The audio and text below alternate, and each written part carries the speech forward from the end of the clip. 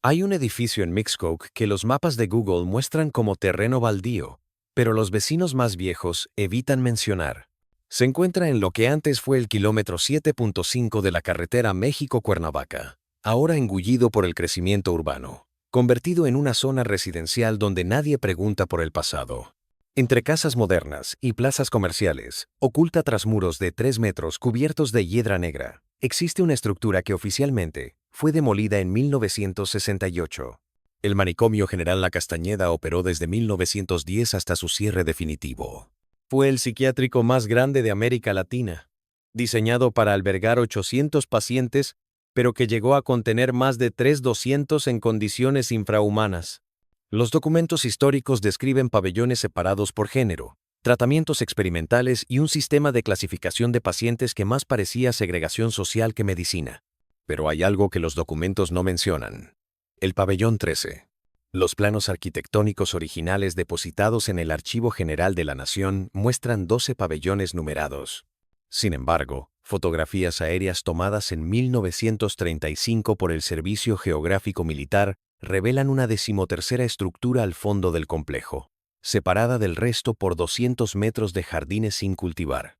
Esa construcción nunca aparece en reportes de inspección, nunca fue mencionada en documentos administrativos, nunca figura en los informes médicos que se conservan. Oficialmente no existió. María Luisa Rodríguez trabajó como enfermera en La Castañeda desde 1952 hasta su cierre. En 2003, a sus 89 años, concedió una entrevista al investigador Andrés Ríos Molina para su libro sobre la historia del manicomio. Durante la conversación grabada mencionó casi de pasada: había un pabellón donde nunca nos dejaban entrar. Ni siquiera las enfermeras supervisoras tenían acceso. Solo el doctor La Vista y 2 asistentes que él mismo había seleccionado. Cuando el entrevistador preguntó más detalles, María Luisa cambió de tema abruptamente y se negó a continuar hablando sobre eso. Los registros de compra de medicamentos del manicomio entre 1940 y 1968 muestran un patrón extraño. Mes tras mes, se adquirían cantidades industriales de pentotal sódico, un barbitúrico usado para inducir inconsciencia. La cantidad comprada era 3 veces superior a lo que requeriría el tratamiento de todos los pacientes registrados oficialmente. ¿Dónde terminaban esos fármacos? Si esta historia te ha intrigado, suscríbete al canal porque lo que viene a continuación revelará por qué este lugar nunca fue realmente demolido. Activa las notificaciones para no perderte las próximas partes de esta investigación. Para entender el pabellón 13 primero debemos conocer a su arquitecto invisible, el Dr. Alfonso Millán Maldonado. Psiquiatra formado en Francia durante los años 1920, regresó a México en 1933 con ideas revolucionarias sobre el tratamiento de enfermedades mentales. Pero también traía algo más: conexiones con el régimen nazi alemán, que en esa época estaba desarrollando su propio programa de eugenesia y experimentación psiquiátrica. Los archivos personales del Dr. Millán, donados por su familia a la Facultad de Medicina de la UNAM en 1987, contienen correspondencia con médicos alemanes entre 1933 y 1942. Las cartas discuten métodos avanzados de tratamiento y protocolos de estudio longitudinal en poblaciones controladas. El lenguaje es técnico, aséptico, pero lo que describen es escalofriante. Experimentos con privación sensorial, inducción química de estados psicóticos, estudios sobre límites de dolor psicológico. En 1940, el Dr. Millán asumió la dirección del Departamento de Investigación de La Castañeda. Ese mismo año, los registros de admisión del manicomio muestran un cambio en los protocolos. Comenzaron a llegar pacientes clasificados como casos especiales de estudio sin historia clínica previa, sin familia registrada, sin nombre completo en muchos casos, solo números de expediente y diagnósticos vagos, psicosis no especificada, trastorno mental grave, demencia precoz terminal. Entre 1940 y 1968 ingresaron exactamente 437 pacientes bajo esta clasificación. Ninguno fue dado de alta. Ninguno tiene certificado de defunción en los registros civiles. Ninguno aparece en las listas de traslado cuando el manicomio cerró. Simplemente dejaron de existir administrativamente. Testimonio de Ramón Torres, celador de La Castañeda. Entre 1955 y 1963. Recogido en 1998. Algunas noches escuchaba gritos que venían del fondo, del edificio que llamábamos el anexo.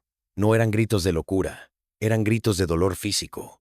Los guardias nos decían que no era asunto nuestro, que eran tratamientos experimentales aprobados. Una vez pregunté por qué esos pacientes nunca salían a los patios como los demás. Me respondieron que era mejor no preguntar si quería conservar mi trabajo.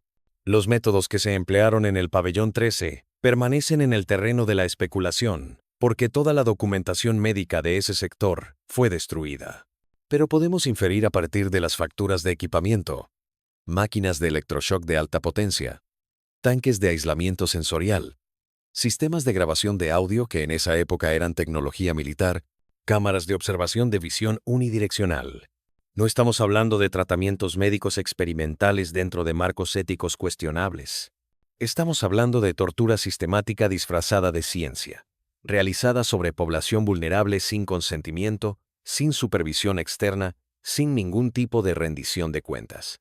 El 30 de diciembre de 1968, el gobierno mexicano anunció oficialmente el cierre de la Castañeda. La razón pública. El edificio estaba en condiciones deplorables e insalubres. Representaba una época superada de la psiquiatría, y los pacientes serían transferidos a hospitales modernos y especializados. La realidad era más compleja y mucho más oscura. 1968 fue el año de la masacre de Tlatelolco, cuando el gobierno masacró a estudiantes manifestantes apenas 3 meses antes. Fue un año de tensión política extrema, donde el régimen priista mostraba su disposición a usar cualquier nivel de violencia para mantener el control. En ese contexto, el cierre apresurado de un manicomio con secretos incómodos no fue coincidencia. Los 800 pacientes registrados oficialmente fueron transferidos entre enero y mayo de 1969 a diversos hospitales psiquiátricos. Samuel Ramírez Moreno, Fray Bernardino Álvarez. Instituciones estatales. Hay listas, hay documentos de traslado, hay seguimiento médico. Pero los 437 pacientes del programa especial no aparecen en ninguna lista de transferencia. El 15 de junio de 1969 comenzó oficialmente la demolición. Las fotografías del proceso muestran maquinaria pesada derribando los pabellones principales, equipos de trabajo retirando escombros, camiones transportando materiales. Pero hay algo extraño. Las fotografías aéreas tomadas 3 meses después, en septiembre de 1969, muestran que el pabellón 13 seguía en pie, intacto, mientras el resto del complejo era devastado. Un trabajador de la empresa demoledora, cuyo testimonio fue recogido por el periodista Vicente Leñero en 1971, declaró: «Nos dijeron que esa parte del fondo no la tocaríamos nosotros, que otro equipo se encargaría».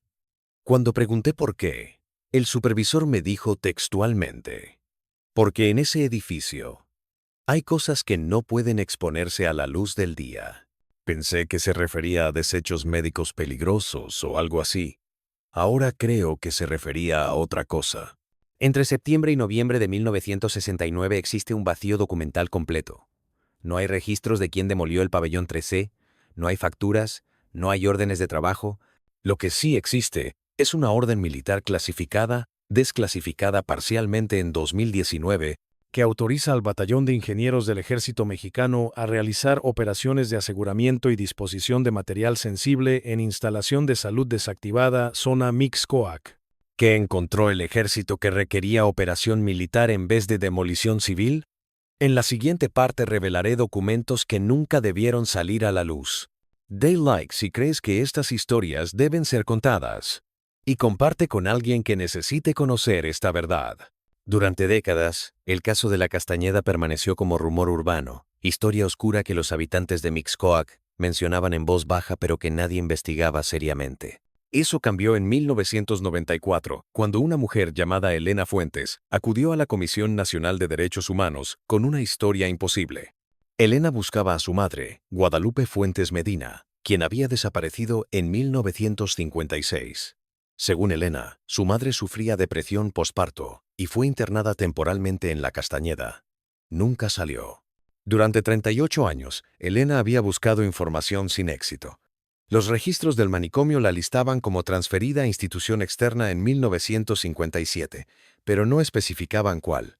Ningún hospital tenía registro de haberla recibido. Lo extraordinario del caso de Elena fue lo que descubrió investigando por cuenta propia. En 1992, visitando el Panteón Civil de Dolores, encontró una sección olvidada de tumbas sin nombre, solo números. Eran 437 números. Con ayuda de un empleado corrupto del Panteón obtuvo las fechas de inhumación, todas entre septiembre y noviembre de 1969, los mismos meses del vacío documental. Aunque no pudo probar que una de esas tumbas contenía a su madre, Elena había encontrado el destino probable de los pacientes desaparecidos del programa especial. No fueron transferidos. Fueron eliminados durante el cierre del manicomio para que no pudieran contar lo que les habían hecho. El caso de Elena desató una investigación de la CNDH que encontró más anomalías. Entrevistas con exempleados revelaron un patrón. Todos los que trabajaron directamente con el doctor Millán en el pabellón 13 murieron antes de 1975. 5 médicos y 12 enfermeras. 3 en accidentes de tráfico. 2 por infartos súbitos a edades tempranas. 4 por suicidio. El resto por causas diversas. La probabilidad estadística de que todo el personal de un departamento específico muriera en menos de 7 años es infinitesimal. ¿Fueron silenciados sistemáticamente o el conocimiento de lo que habían participado los llevó a la autodestrucción? Nunca lo sabremos. Lo que sí sabemos es que alguien quería asegurarse de que no quedaran testigos. El doctor Alfonso Millán Maldonado murió en 1972 en su casa de Coyoacán. Su certificado de defunción indica muerte natural por complicaciones cardíacas. Sus archivos personales, según su familia, fueron confiscados días después de su muerte por agentes que se identificaron como de la Secretaría de Salud, aunque no hay orden oficial de dicha confiscación. Esos archivos nunca fueron devueltos, y su paradero es desconocido. Los únicos sobrevivientes del pabellón 13, irónicamente, son las estructuras físicas que nadie se atrevió a demoler completamente. Hoy, en 2024, si visitas la zona donde estuvo la Castañeda, encontrarás desarrollos residenciales, un centro comercial, parques públicos. Pero hay una sección de aproximadamente 8,000 metros cuadrados que permanece vacía, rodeada por muros altos y vegetación densa. Los mapas oficiales la marcan como Reserva Ecológica Urbana. Los documentos del gobierno de la Ciudad de México la clasifican como área verde protegida sin acceso público por riesgo estructural.